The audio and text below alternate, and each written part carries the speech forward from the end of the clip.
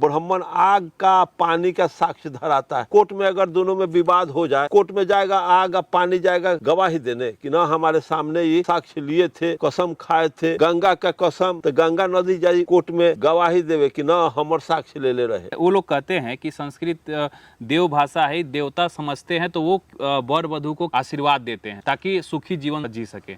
तो उसका देव भाषा से संस्कृत आशीर्वाद सुखी जीवन जीवे। डाइवोर्स हो जाए थे, जहर खा के मर जाए, ईश्वर कहाँ गेला ना, वो सब फालतू बात न। इसके देव भाषा से मुसलमान के का हो जाए थे, सब पोलियो मारे, लंगड़ा लुझा पा दे, ओकरा में रोज कला हुई थे। क्रिश्चियन के का हुई थे, बौद्धिस्ट के का हुई थे। अब जो अर्जक संघ का बढ़ रहा है, इसलिए इनका दुकानदारी बंद होगा। अर्जक संघ में तो टीका टीकी कुछ है नहीं। अर्जक विवाह पद्धति में ये तिलक वाला सिस्टम कोई सिस्टम नहीं है, सिर्फ प्रतिज्ञा फॉर्म। और उसके बाद लड़की लड़का को माला देगा और लड़का लड़की को माला पहनाए, और ये हो गया। दोनों माला ध करके वीडियोग्राफी हो जाता है, साक्ष्य उसको साइन कर देता है, फर्स्ट क्लास का। कोई आदमी गया प्रतिज्ञापन करा दिया, कोई इस फीस नहीं, मतलब इसका कोई चार्ज वगैरह कोई चार्ज नहीं, कोई भी करा सकता है। कोई करा सकता है। लड़का का भाई भी करा सकते, लड़का की बहन भी करा सकते, लड़की के भाई करा, लड़की की बहन करा, लड़का के पिता, लड़की के पिता करा सकते थे। मतलब हिंदू धर्म में कहा जाता है कि पंडित जी ही शादी करा सकते हैं, लेकिन अर्जक पद्धति में कोई भी शादी करा सकता है। कोई करा सकता है।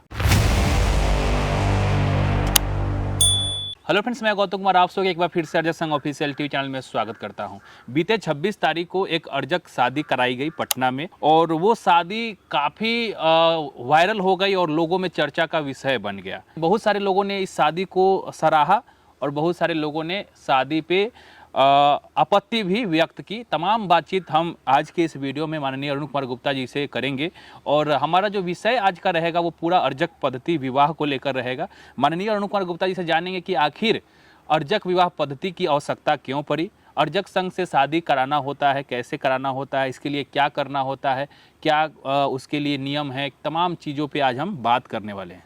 सर, बीते 26 तारीख को पटना में आपने अर्जक विवाह कराया, और शादी के बाद वहाँ जो वीडियो बनी वो काफ़ी वायरल हो गई। बहुत सारे लोगों ने इस विवाह पद्धति को सराहा है और आलोचना भी हुई है। मैं जानना चाहूँगा कि सर, अर्जक विवाह पद्धति नाम की जो व्यवस्था अर्जक संघ द्वारा लाई गई, इसे लाने की नौबत क्यों आई? इसकी ज़रूरत समाज में महसूस किया गया, आवश्यकता थी। जब इसके पहले जो व्यवस्था से शादी विवाह लोग कराते थे, कितना कष्ट लड़की को होता था कि रात भर लड़की जग करके चौके मौके बैठ करके नाना प्रकार का विध कराना, और उस रात भर अपना सिर्फ स्वार्थ के लिए, दक्षिणा लेने के लिए इन लोगों ने रात भर का रातवाही कराता था। और संस्कृत में उच्चारण करेगा, जो संस्कृत में इतना विभत्स शादी का नियम है, तो समाज में तो संस्कृत में कोई बूझता नहीं है, पूरा समाज अज्ञानी बना पड़ा हुआ है। और हम हिंदी में जो कराते हैं, सारा लड़का लड़की बरियतिया सरियतिया जितने पक्ष के लोग हैं, जितने श्रोता लोग हैं, स्पष्ट जो मैं आपसे अभी बोल रहा हूँ इस भाषा में, उसका प्रतिज्ञा फॉर्म भी है कि लड़का आसानी से पढ़ लेगा, समझ जाएगा कि हम एक सही काम किससे शादी करा रहे हैं। लड़का बुझेगा कि हम किससे शादी कर रहे हैं।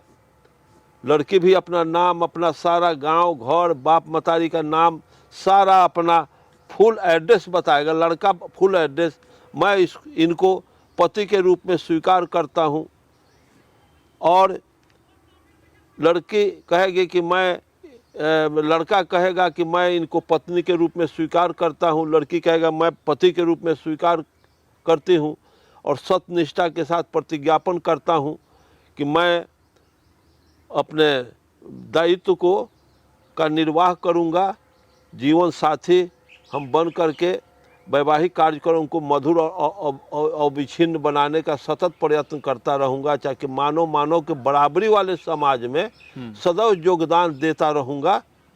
यही कौन है, कौन नहीं समझेगा इस विषय को जी।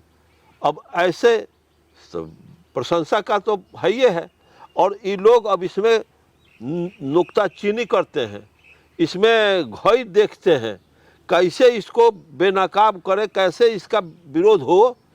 तो अब मान लीजिए कि मोहिले का झुंड है, परंपरा आ रहा है, बुराई ढो रहा है परंपरा से, तो बुराई परंपरा से ढोया जा रहा है।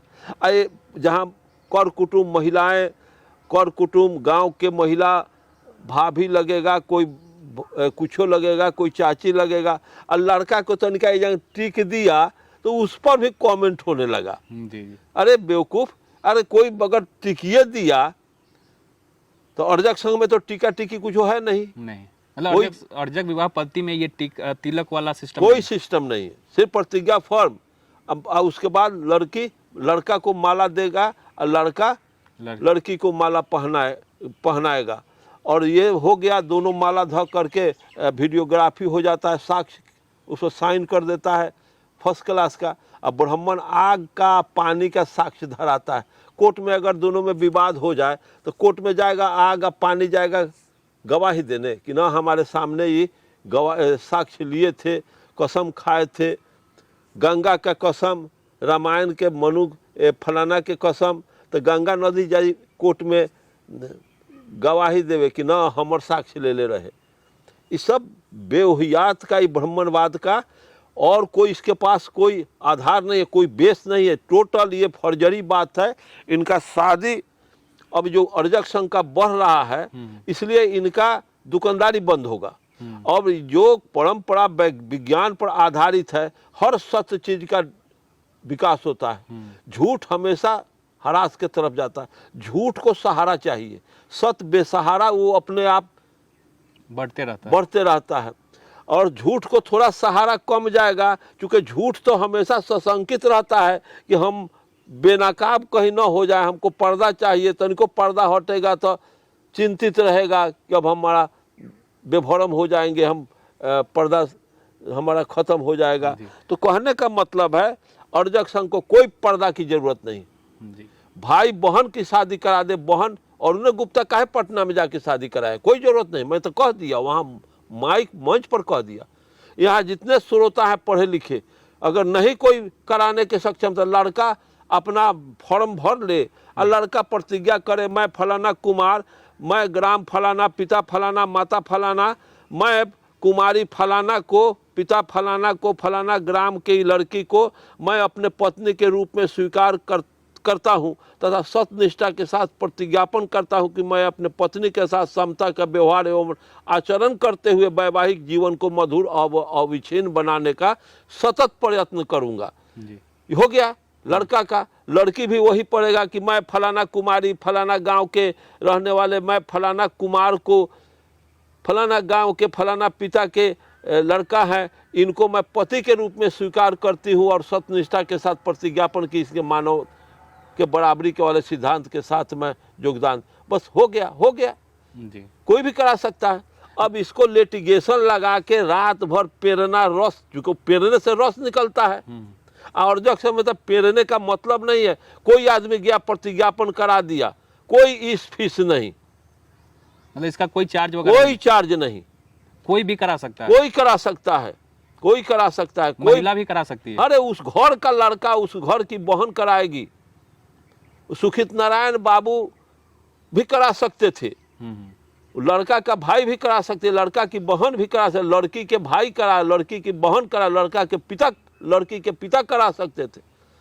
कौन चीज है हम अपने पोता के शादी कराए, हम स्वयं प्रतिज्ञा फॉर्म पढ़े। मतलब हिंदू धर्म में कहा जाता है कि पंडित जी ही शादी करा सकते हैं, लेकिन अर्जक पद्धति में कोई भी शादी करा सकता है, कोई करा सकता है, इतनी आजादी हाँ, है। हाँ उनका तो बपौती है ना, उनका तो दो स्पेशल ना उनका ट्रेड है जी। उनके ट्रेड पर धक्का पड़ेगा। इसमें तो अरुण गुप्ता का ट्रेड नहीं है, चाहे कोनो अहिर का ही ट्रेड नहीं है, कोनो कानू के चमार का ट्रेड नहीं है, कोई करा सकता है किसी का।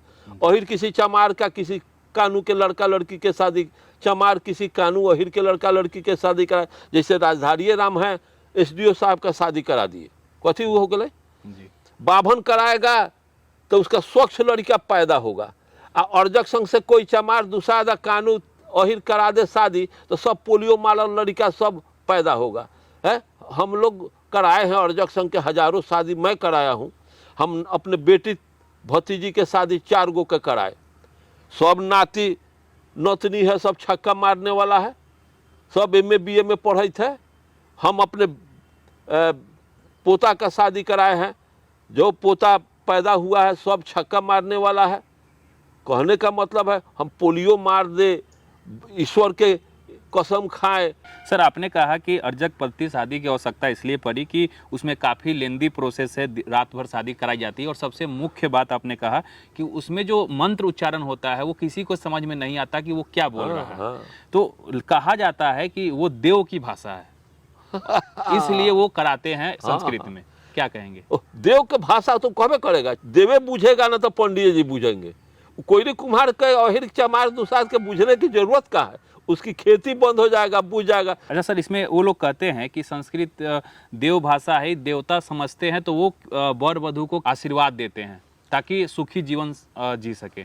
तो उसका देव भाषा से संस्कृत आशीर्वाद सुखी जीवन जीवे। डाइवोर्स हो जाए थे, जहर खा के मर जाले, तो ईश्वर कहाँ गेल ना, वो सब फालतू बात न। इसके देव भाषा से मुसलमान के का हो जाए थे, सब पोलियो मारे, लंगड़ा लुझा पा दे, ओकरा में रोज कलह होई थे। क्रिश्चियन के का होई थे, बौद्धिस्ट के का होई थे।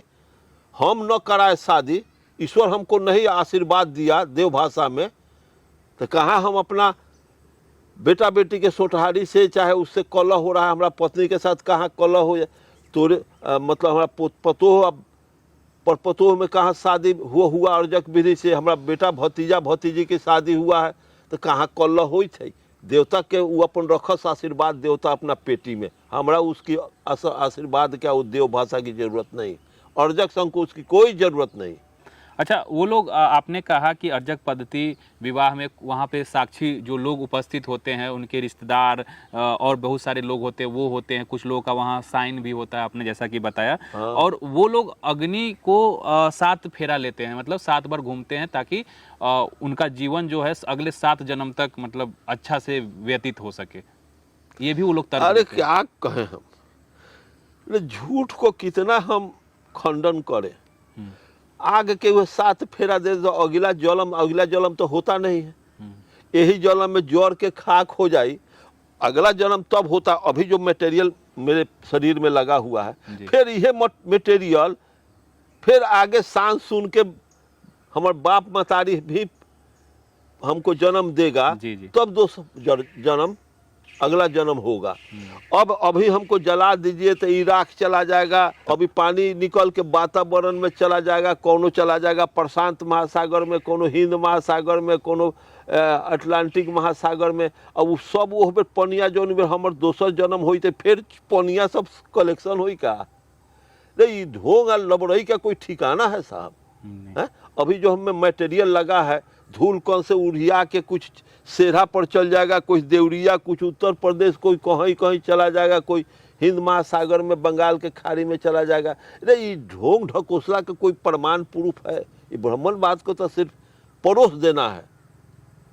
ईश्वर के साक्ष्य, ईश्वर रहता तब उससे पूछा जाता कि बताओ कि तू फिर पुनर्जन्म करो ही बटे। तो एक आदमी हमारे दादा के एगो जन्म बना के बाद हम अपने दादा का हम ही तीसरा हम पुनर्जन्म है।